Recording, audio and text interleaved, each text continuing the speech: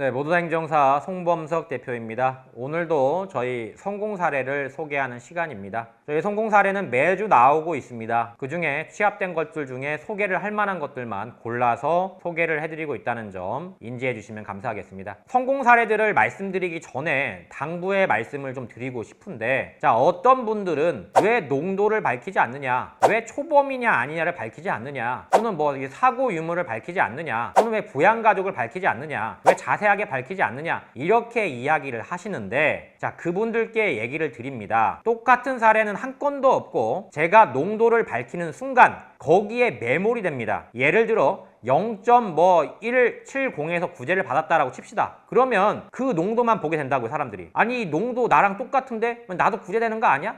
난 0.180 나왔는데 그럼 구제가 안 된다는 얘기 아니야? 이렇게 돌아가기 때문에 제가 농도든 전력이든 벌점 이력이든 부양가족이든 이런 것들을 잘 안 밝히려고 그래요. 물론 직업 정도는 밝힐 수가 있겠습니다만, 확실하게 말씀드릴 수 있는 거는 구제라고 하는 건 20가지 이상의 요소를 보고 종합적으로 판단을 하기 때문에 한 가지 요소만 단편적으로 볼 수가 없는 거예요. 물론 행정심판이나 이의신청은 일정한 기준이 있다는 것은 알고 계실 거예요. 그러나 그것도 전반적인 기준들을 다 보고하는 거지, 딱 한 가지 한 가지에 매몰돼 가지고 그 프레임에서 기준점을 잡는 건 아닙니다. 우리가 감옥 간다 안 간다 이거 가지고 또 갑론을박이 많죠. 예를 들어 뭐 제가 삼진아웃이지만 저는 벌금형이 나왔고, 그러니까 절대 감옥 갈 일이 없습니다. 삼진아웃이라고 해서 다 똑같은 게 아니잖아요. 사고가 있는 거, 농도가 얼마다 다 달라요. 근데 내가 삼진아웃인데 감옥에 안 갔다는 이유만으로 다른 사람이 삼진아웃인 경우에 감옥에 분명히 안 갈 겁니다. 이렇게 얘기할 수 있냐고요. 면허 구제도 마찬가지입니다. 똑같은 사례가 있나요? 없어요. 그런 얘기를 하실 거면은 정확한 기준과 근거를 가지고 얘기를 하셔야 된다, 이 말입니다.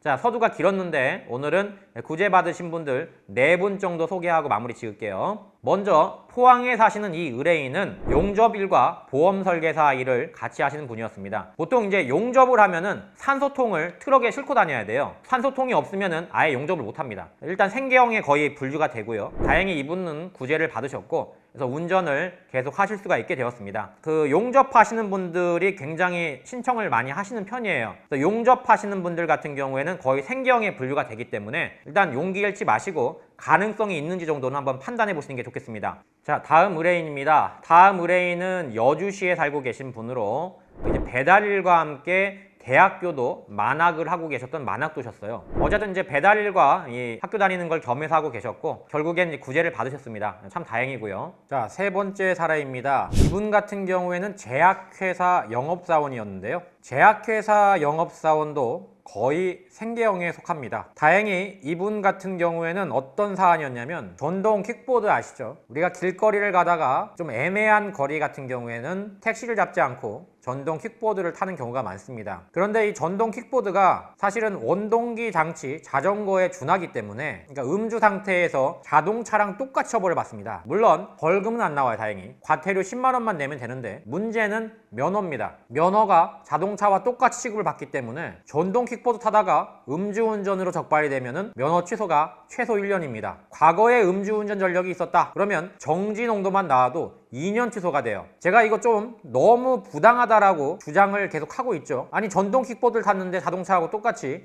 자동차 면허를 2년 동안 취소하는 게 과연 이게 법이 맞느냐 계속 주장을 하고 있는데 법이 바뀌질 않습니다. 어쩔 수 없이 아직은 이 법이 지켜지고 있기 때문에 준수를 할 수밖에 없는 상황이에요. 이 의뢰인도 전동 킥보드를 타다가 적발돼서 면허 취소가 됐는데, 다행히 전동 킥보드라는 점이 참작이 돼서 면허가 구제가 됐습니다. 다시 면허가 살아나서 운전을 하고 계십니다, 지금은. 자, 다음 분은 AS 기사님이었는데요. AS 기사는 일단 생계형에 속하지는 않습니다만 거의 준생계형이죠. 제가 뭐 생계형이다 준생계형이다 자꾸 얘기를 하는 이유는, 일단 비생계형도 구제가 된다는 거를 말씀을 드리기 위해서예요. 저희 구제 사례들 보시면 대학생이나 심지어 주부조차도 구제가 된 사례들이 있습니다. 물론 생계형이 비생계형보다 구제 확률이 높다는 것은 부인할 수 없는 사실은 맞습니다. 그러나 아예 생계형이 아니라고 해서 구제가 안 된다, 이건 틀리다는 거예요. 자, 어쨌든 이 AS 기사님도 구제를 받았는데 흥미로운 거는 이분 역시 전동 킥보드 사건이었습니다. 요즘 저에게 오는 전동 킥보드 사건 굉장히 많아요. 10건 중에 한 2건 정도는 전동 킥보드 관련 사건인데 아무래도 자동차 사건보다는 조금 더 구제 확률이 높다고 생각이 돼집니다. 그러나 이제 무조건 다 그런 건 아니니까 경우에 따라 달라진다는 거 생각해 주시고 신청하시면 되겠습니다. 이렇게 해서 오늘 총 4분 정도를 소개를 드렸고 다음 달도 이러한 구제 사례들을 소개시켜주는 시간을 갖도록 하겠습니다. 영상 하단에 더보기를 클릭하시면 네이버 카페 링크가 있습니다. 해당 링크를 클릭하시고 카페로 방문해 주신 뒤 Q&A 게시판에 질문을 적어주시면 최대한 빠르게 답변을 드리고 있습니다. 유튜브에서 주시는 질문은 상세하게 답변해 드리기가 어려우므로 반드시 네이버 카페 게시판에 글을 올려주시길 부탁드립니다. 또한 모두다 행정사는 8년째 비대면 업무를 진행하고 있습니다. 전염병 걱정 없이 언제든 서면만으로 진행할 수 있는 비대면 시스템을 꼭 활용하시길 바랍니다. 좋아요와 구독은 저에게 많은 힘이 됩니다. 여기까지 송범석 행정사였습니다. 감사합니다.